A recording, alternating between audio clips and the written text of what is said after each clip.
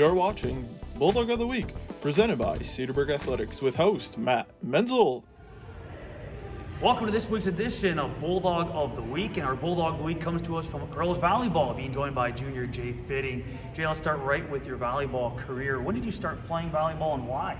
I started when I think I was 8, and my mom's like, hey Jay, like all your friends are doing this clinic at IM, do you want to go? And I'm like, sure. I had like zero clue what volleyball was, like zero clue. My cousin played when she was in college, so I knew a little bit, but all my friends were doing it, so I'm like, yeah, sure, I'll do it. And then I played club at IM for 2 years, at like U10s for like I was 8, 9. And then when I was 11, I went to Sting, and I've been at Sting ever since. What's your favorite thing about playing volleyball?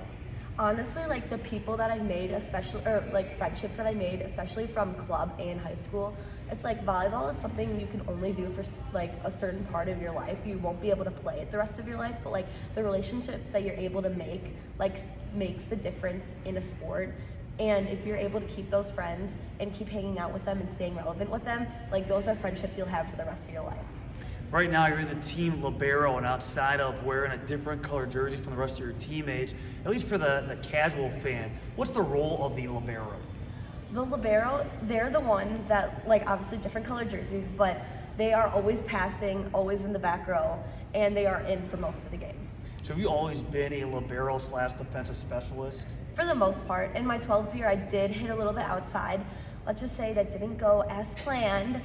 I was like, I'm not that tall now, but when I was 12, I was literally probably this tall. I had to hit the ball like over the net, so it didn't end up working out, but I don't know. I've been a libero for most of my life. One thing that strikes me if you watch a girls volleyball match involving the Bulldogs is you bring a lot of leadership. And you're one of those players that's, trying to pump up the team, trying to bring players up after maybe a difficult point. Have you always had those leadership skills, or is that something you've kind of developed over time? I would say that it's kind of more developed over time. This year especially, I've had to kind of fill in that leadership role, coming in of last year being a really, really hot year with a lot of seniors, and then this year losing 10 seniors and coming down to 3 seniors. I've kind of taken it upon myself to get into this leadership role to fill myself and prepare myself for college. How do you feel like you have grown as a volleyball player in your time on the varsity team here?